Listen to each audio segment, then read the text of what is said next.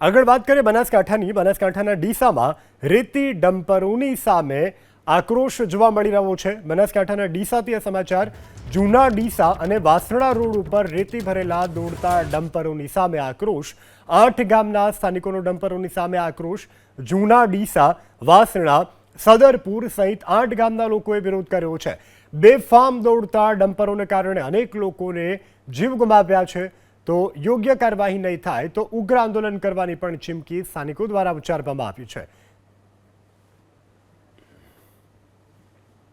બધાનો જ ભય છે એટલે ડમ્પરો ચાલવા જ ન જોઈએ।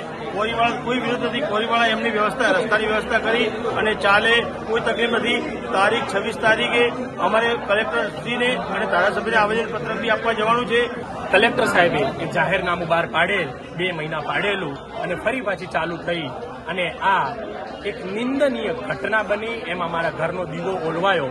પણ હું તંત્રને એક જાણ કરવા માંગુ છું અને અમારા સથવારે આવો, મારા ઘરનો દીવો ઓલવાયો છે। એવા અમે આજે 8 ગામ ભેગા થયા હતા।